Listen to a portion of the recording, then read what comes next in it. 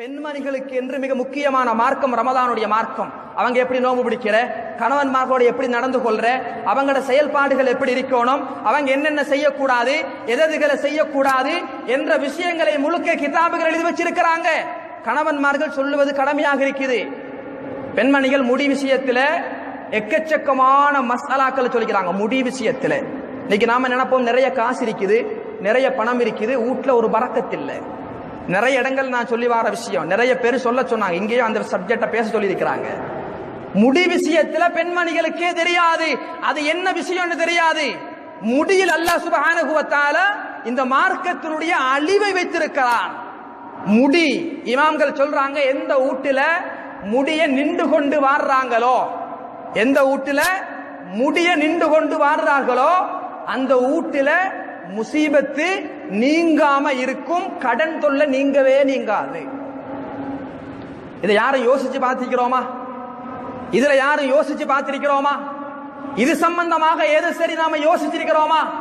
எந்த வீட்டுல முடி நின்று வாருகிறார்களோ அந்த வீட்டுல கடன் தொல்லை நீங்கவே நீங்காது. எவ்வளவு உழைச்சு கொட்டினாலும் முசீபத்து மாத்திரமே பாக்கியாக இருக்கும்.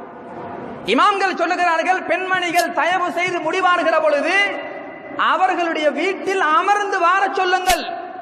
அந்த அமர்ந்து வாழ்வதன் மூலமாக கணவனுக்கு சம்பாத்தியம் இல்லாட்டியும் பரக்கத்து இல்லாட்டியும் வீட்டில் ரிஸ்கினுடைய வாயல் திறந்து கொடுக்காட்டியும் இந்த ஒரு கருமத்தால அவள வீட்டுக்கு நிம்மதி கிடைக்கும் என்றாங்க இமாம்கள். நாயகம் ஒரு நாள் இருந்து கொண்டிருக்கிறாங்க, பொம்பளை முடி ஒன்று பறந்து போகுது. நாயகம் சொன்னாங்க, இன்னும் பறந்து போகுதே, இதால இந்த ஏரியாவே முசீபத்தாகும் என்றாங்க. நான் பறந்து போகுதே. சஹாபாக்கள் என்னடான்னு பார்த்தாங்க, மேல வாக்க வேணாம், கீழே வாருங்கள். ஒரு பெண்மணியினுடைய முடிய சுருட்டி யாரோ காத்துல விட்டிருக்கிறாங்க.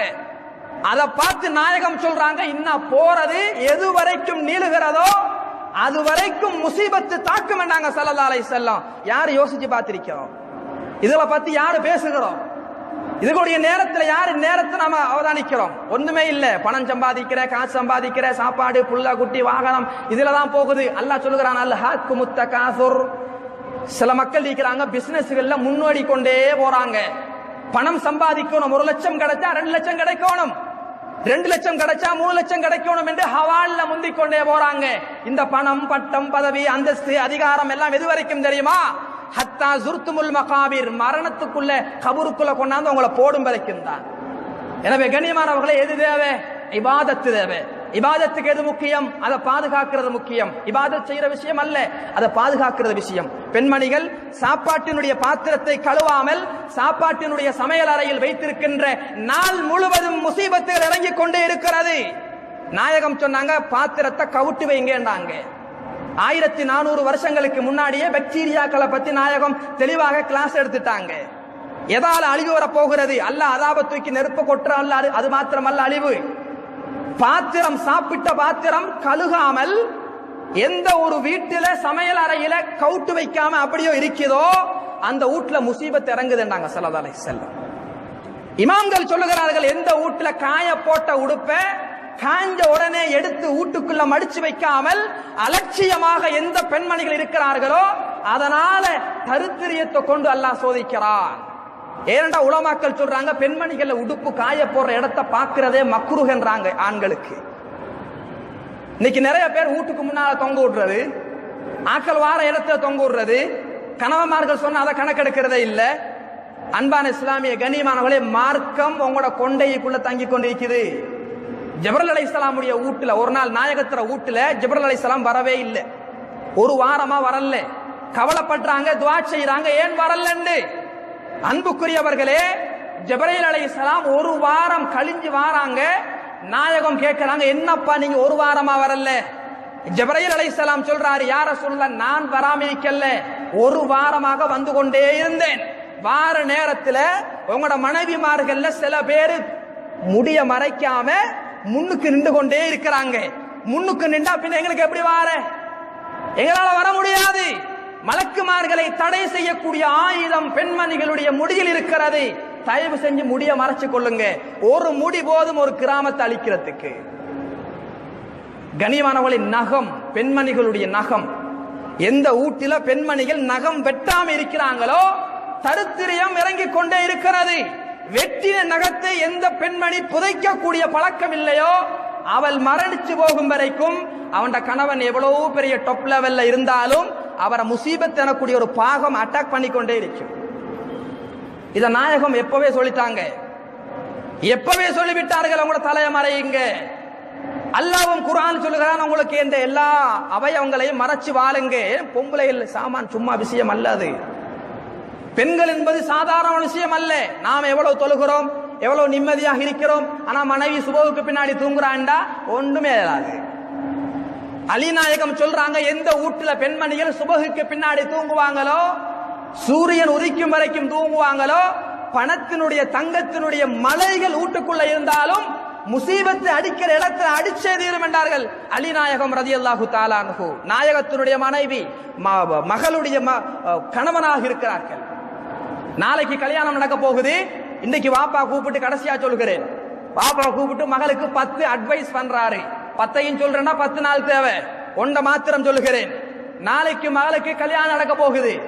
மகளார் பாப்பா மகளார கூப்பிட்டு சொல்றாங்க, மகள் உங்களுக்கு நாளைக்கு கல்யாணம் நடக்க போகுதுனா, கல்யாணம் சின்ன விஷயம் அல்ல, அது பெரிய விஷயம் மகள். இன்னைக்கு நாம் என்ன சொல்லி கொடுக்கிறோம், மாமாவோட பேசாத, மாமியோட பேசாத, அங்க போக கூடாது, இங்க போக கூடாது, வாப்பா மாத்திரம் வைக்கணும். யார மகள் தெரியுமா, உங்களோட வாப்பா யார் தெரியுமா, அப்படி என்று உங்களோட கணவனோட பேசணும் என்று என்னமெல்லாம் சொல்லி கொடுக்கிறோம்.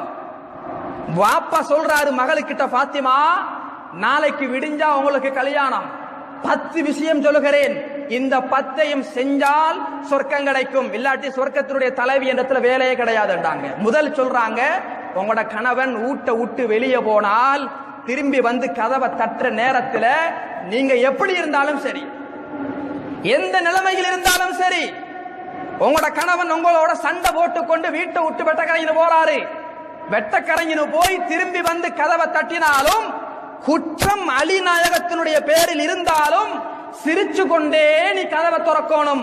சிரிக்காம நீங்க ஜடவாத அந்த முகத்தோட, பிடிக்காத முகத்தோட, இஷ்டமில்லாத முகத்தோட கதவை திறக்கிற காரணமாக உங்களோட கணவனுக்கு ஏதாச்சும் சின்ன ஒரு அபந்தம் ஏற்படும் என்றால் உங்களை தரித்திரியத்தை கொண்டு அல்லாஹ் சோதிப்பான். மகள் யோசனை செஞ்சு பாருங்கள்.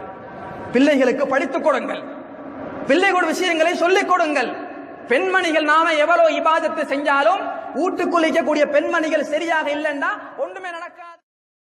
பெண்மணிகள் ஊற்றிக்கக்கூடிய பெண்மணிகள் நிதானம், எவ்வளவுதான் இபாதத்து செஞ்சாலும் அவங்க சரியில்லைண்டா இபாதத்துல ஒரு வேலையும் கிடையாது. வெளியால வீட்டுக்கு வெளியால பரக்கத்து இருக்கலாம், வீட்டுக்குள்ள முசீபத்தே வந்து கொண்டே இருக்கும். எனவே கண்ணியமானவர்களே, அல்லாஹ்வின் நல்லடியார்களே, அல்லாஹ் சுப்ஹானஹு வ தஆலா பெண்மணிகளுக்கு என்று தனி சட்டத்தை சொல்லி இருக்கிறான். அவர்கள் தூங்குகின்ற ஒழுக்கம், அவர்களுடைய தொழுகையார எங்க இருக்கணும் தெரியுமா? தொழுகின்றது என்றாலும் கூட தொழுகிறார்கள், நன்மையான காரியம், தொழுகின்ற நேரமாக இருந்தாலும் வீட்டுக்குள்ள முடுக்குல போய்த்தான் தொழணும் என்று மார்க்கம் சொல்லுது. நாயகம் சொல்லிக் கொடுக்குறாங்க. இமாம்கள் அல்ல இது சொன்னது. ஒரு பெண்மணி எழும்பி யார சூழலாம், நான் உங்களோட தொழணும். நாயகம் சொல்றாங்க, நல்ல ஆசைதான், நல்ல விருப்பம் தான், ஆனா உங்களோட வீட்டுல தொழுகிறது ரொம்ப விசேஷம் என்றாங்க ஸல்லல்லாஹு அலைஹி வஸல்லம். அதுலயும் மறைவான ரூமுக்குள்ள போய் யாருக்கும் தெரியாம இருந்து கொண்டு தொழுங்க நாங்க ஸல்லல்லாஹு அலைஹி வஸல்லம். சுஜூதுற விஷயத்துல பெண்மணிகளுக்கு ஒரு அட்வைஸ் பண்ணிருக்கிறாங்க. எப்படி பொம்பளை எப்படி சுஜூது செய்யணும், இப்படியே சுஜூது செய்யப்படாது. பெண்மணிகளுக்கு சுஜூது எப்படி செய்யணும், கையை உடக்கி இப்படிதான் சுஜூது செய்யணும் என்று சொல்லிக் கொடுத்தார்கள் நபிகள் நாயகம் ஸல்லல்லாஹு அலைஹி வஸல்லம். ஏன் தொழுகையாக இருந்தாலும் பெண்மணி நீ இருக்கின்ற இடத்துல தான் இருக்கணும், ஆம்பளை இடத்துக்கு உனக்கு வர முடியாது. நாயகம் சொன்னாங்க, பெண்மணிகள் நாக்கிசாத்துல் இல்ம், அறிவுல குறைய, அவங்களை யாரும் அடிச்சு நிறுத்தலாம் என்று யாரு போறாங்களோ ஜெயிக்க மாட்டாங்க. அவங்களுக்கு அடிச்சுதான் திருத்தேலம் என்று யாரு போனாலும் ஜெயிக்க முடியாது. அவங்களை அப்படியே வச்சு என்ன செய்யணும், தடவி நிதானமாக பேசி மனைவிமார்களோட சங்கையாக நடந்து கொள்ளணும். நாயகம் சொன்னாங்க, கணவன்மார்களுக்கு நீங்க எவ்வளவு பெரிய ஆளாக இருந்தாலும் ஹைருக்கும் ஹைருக்கும் இந்த அஹ்லிக்கும், உங்களோட மனைவி கிட்ட யாரு சிறந்தவர்களோ அவங்க தான் வெளியாலையும் சிறந்தவர்கள். மனைவி கிட்ட ஜீரோவாக இருந்து வெளியால எவ்வளவு பெரிய நாட்டாமையாக இருந்து காரியம் இல்லை. கனியமான அல்லாஹ்வின் நல்லடியார்களே, எனவே நாங்க நல்லா இருக்கிறோம். எங்களோட வீட்டுல இருக்கிற பெண்மணிகள் நகத்தை சரியா வெட்ட சொல்லுங்க, அதில் அழுக்குகள் இருக்குது, பாத்திரத்தை கழுக சொல்லுங்க, ஷோல சரியான முறையில போட சொல்லுங்க. சில பேர் என்ன நினைக்கிறது, வீட்டுல கணவன் தம்பி மாதிரி இருந்தா தலையை மறைக்க தேவையில்ல, வேற யார் சரி வந்தா தலையை மறைக்கலாம், பிரச்சனை இல்லை. மார்க்கத்தை மடத்தனமாக விளங்கி இருக்கிறார்கள். குர்ஆன் சொல்லுகிறது, தாய் தந்தைக்கு முன்னாடியோ அல்லது அடுத்தவனுக்கு முன்னாடியோ அல்ல, 24 மணி நேரமும் உங்களோட முடி மறைச்சே இருக்கணும். பாத்திமா நாயகி மறைச்சுதான் இருந்தாங்க. கிழவிய போல நடிச்சாங்களா இல்லையா பாத்திமா நாயகி? 18 வயசு குமரி 91 வயசு கிழவிய போல நடிக்கிறாங்க. கணவனுக்கே கண்டுபிடிக்க முடியாது. கணவனே ஒரு நேரத்தில் கண்டுபிடிக்க முடியாம தடமாறுறாரு, இது யாரு இந்த கிழவி வீட்டுக்குள்ள போறாங்க என்று நடிச்சார்கள். காரணம், துனியா முக்கியம் அல்ல, பணம் முக்கியம் அல்ல, வாகனம் முக்கியம் அல்ல, சந்தோஷம் முக்கியம் அல்ல. கபரில் சென்று யாரும் காப்பாற்ற முடியாத நேரத்தில், அல்லாஹ்வுடைய கபர் நெருக்கின்ற நேரத்தில், யாருமே இல்லாத இருட்டுடைய நேரத்தில் 6 அடி கபருக்குள்ள இருந்து கொண்டு நிம்மதியாக இருக்கக்கூடிய அமல்களை செஞ்சு யாரு தன்னை பாதுகாத்துக் கொள்கிறார்களோ அவர்கள் மாத்திரம் சிறந்தவர்கள்.